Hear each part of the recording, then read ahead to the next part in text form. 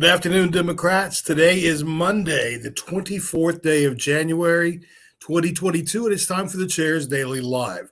Obviously, I'm not the chair, Alicia Andrews. I'm Scott J. Hamilton, sitting in for her for a few days during this live time. You know, if what we've seen so far is any indication of what kind of a legislative session this is going to be, it's going to be a very wild year.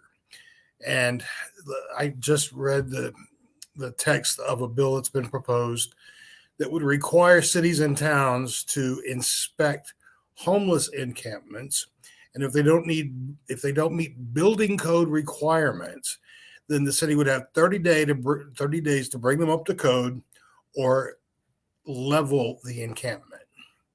Now, this does not address the reasons why people are without roofs over their head. It doesn't mention anything about mental illness or substance use. It doesn't talk about how we can take these good-hearted folks and make them gainfully employed. Instead, it's basically a not in my backyard kind of thing. And this is the kind of performative legislation that we are seeing from Republicans up and down the state. And frankly, it's very discouraging to me. What I am encouraged about, though, is that we have so many wonderful candidates and more that we'll be announcing in the next week, in 2 weeks. I think around February 1st, you're going to see a whole lot more folks who are announcing their candidacy. And this is exciting for Democrats. But I have to tell you, despite having great candidates, if we don't register more voters who are Democrats, then there is no way we can make Oklahoma blue in 2022. It's just not going to happen. I know that Alicia begs you folks every day to get out and register people to vote. I do the same thing on the Hamilton Report. We do that with everyone we talk to every day. And it occurred to me over the weekend that we may not be explaining what that really means. I think for a lot of us, we think of registering voters as setting up a table at an event or in a parking lot and registering voters. The challenge with that is, of course, we register lots of Republicans in that process. And right now, there are still folks who are not comfortable being out and around a lot of people. I understand that too. So I'm going to show you very quickly how easy it is for you to register someone to vote. Now, when you go to our website, which is okdemocrats.org, you'll see right on our homepage, you'll see where it says at the top there, one of the options is vote. When you click on that, it takes you to this page. It says, how does this work? And it gives you all the information. And finally, when you click on register to vote, this is a very, very simple form that you can have someone fill out. The best thing of all is you can do this from your phone. You can't actually put in someone's information and register them, but you can hand your phone to someone and say, okay, this is all you have to do. When they fill out that information, your Oklahoma Democratic Party sends them out a completed voter registration form. All they have to do then is sign it, click check on their preferred party, and mail it back in, postage paid. It costs absolutely nothing for this service, and it doesn't require anyone to leave home to vote, and it's really a fantastic tool. This is how we're registering people to vote in very uncertain times. And although this is an expensive process, it's one that we have found really does work well. At the same time, if you ask someone if they're registered to vote, I'm not really sure. It's been a long time since I voted.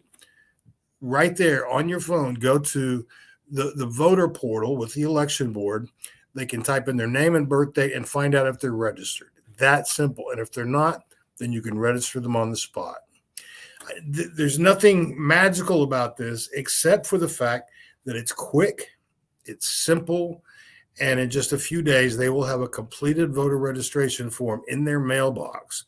And this is a tremendous way for us to register voters.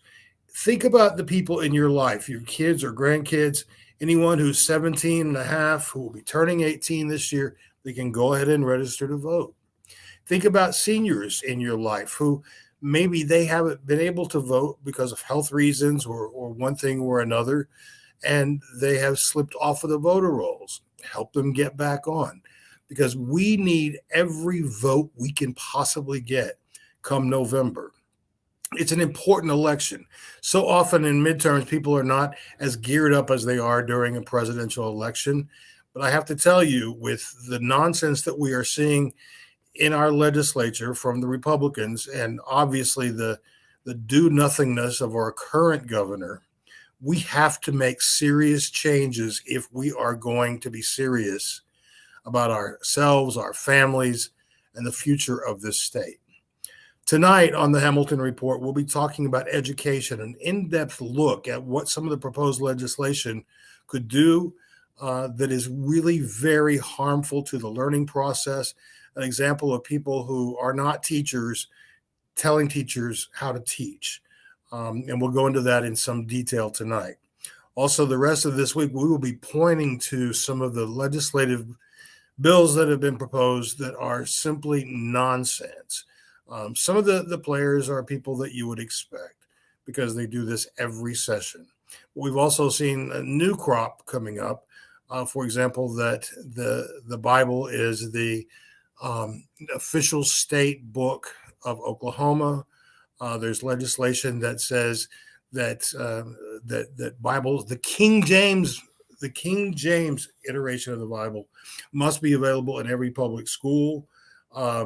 And it has to be the basic text of a class teaching Hebrew. Now, you know as well as I do that, that the King James Version of the Bible is written in English. It's an English translation. So how can you possibly use an English text to teach Hebrew? It makes no sense. It's just idiotic use of our money. And these things, ultimately, so many of them will be found to be unconstitutional.